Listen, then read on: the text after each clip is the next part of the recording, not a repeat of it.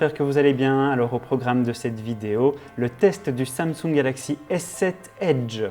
Le Galaxy S7 Edge est un smartphone premium qui est fabriqué totalement en verre et en métal et il a la particularité d'avoir les deux bords de l'écran arrondis.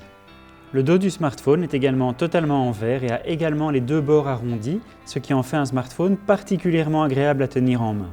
Sur la tranche de gauche, on retrouve uniquement les deux boutons du volume et sur la tranche de droite, on retrouve uniquement le bouton Power.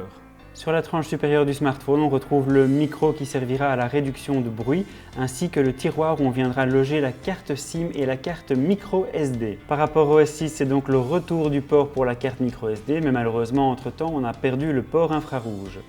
Sur le dessous, on a la prise jack 3.5, le port micro USB, le micro et la grille pour le haut-parleur. Le Samsung Galaxy S7 Edge est résistant à l'eau et à la poussière et conforme à la norme IP68. Sur la face avant, on retrouve le bouton Home qui sert également de capteur biométrique. Ce dernier est de la même qualité que sur le S6. Toujours à l'avant, on retrouve également une LED de notification, le capteur de luminosité, le capteur de proximité, la grille pour l'écouteur et pour finir une caméra de 5 millions de pixels. À l'arrière, c'est une caméra de 13 millions de pixels que l'on va retrouver et je reviendrai un peu plus tard sur ces deux appareils photo. C'est à l'arrière qu'on trouvera également le capteur de pulsation cardiaque ainsi que le flash LED. Le Samsung Galaxy S7 Edge est équipé d'un écran de 5,5 pouces avec une résolution Quad HD, c'est-à-dire 2560 par 1440 pixels. Cet écran est équipé de la fonctionnalité Always On qui permettra d'afficher en permanence des informations à l'écran sans pour autant consommer trop de batterie. Cet affichage est paramétrable et on pourra choisir d'afficher différents types d'horloges ou bien encore deux types de calendrier. Le Samsung Galaxy S7 Edge dispose d'une fonction particulière appelée écran latéral. On pourra y afficher des informations telles que les applications préférées, ses contacts préférés, les cotations de la bourse. Il est possible de choisir les volets que l'on veut afficher ou pas. Et il sera également possible de télécharger des volets supplémentaires puisque Samsung a ouvert cette fonctionnalité aux développeurs. On dispose également de la fonction notification lumineuse qui allumera et animera les bords de l'écran lorsque vous recevrez un appel. Les fonctions flux latéral ainsi que horloge de nuit sont également toujours présentes. L'appareil tourne sur la dernière version d'Android, Android Marshmallow, avec la surcouche TouchWiz. Au niveau des caractéristiques techniques, on a un chipset Exynos 8890 avec un processeur octa-core. On a 4 Go de mémoire RAM, 32 Go de mémoire de stockage. Cette mémoire sera extensible grâce à la micro SD et on a une batterie de 3600 mAh. Grâce à cette énorme batterie, vous tiendrez sans problème une journée, voire même une journée et demie. En temps d'écran allumé, j'ai obtenu des valeurs allant de 4h30 à 7h, ce qui est exceptionnel. Grâce au chargement rapide, la batterie est totalement rechargée en 1h40, mais vous pourrez déjà recharger de 40% en environ 35 minutes. Comme à l'habitude chez Samsung, il sera également possible de recharger l'appareil sans fil.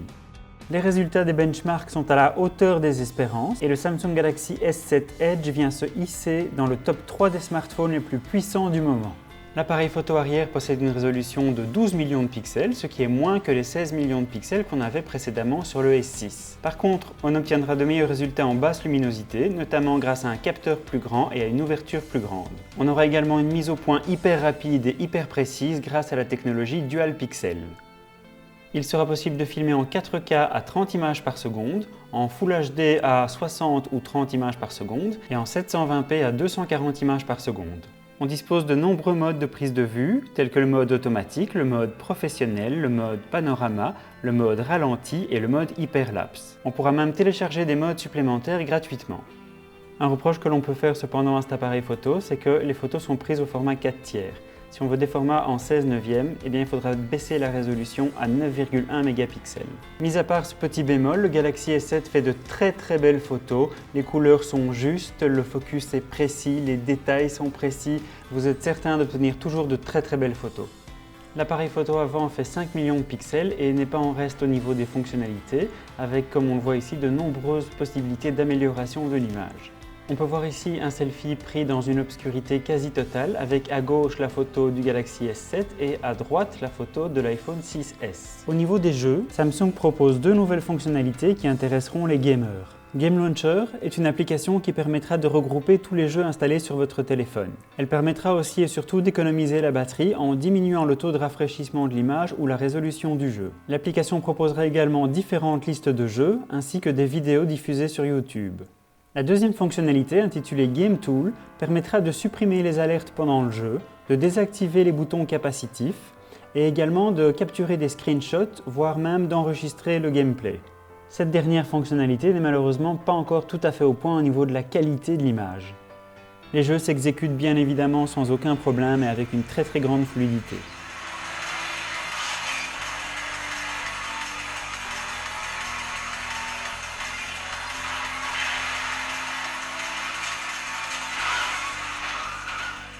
Et voilà, c'est ici que s'achève cette vidéo. Je vous remercie beaucoup de l'avoir regardée. Si la vidéo vous a plu, n'hésitez pas à mettre un petit like. Vous pouvez également partager la vidéo si vous pensez qu'elle pourra intéresser l'un de vos amis. Je vous invite également à vous abonner à la chaîne si ce n'est pas déjà fait afin d'être tenu informé des prochaines vidéos. Et je vous dis à très bientôt.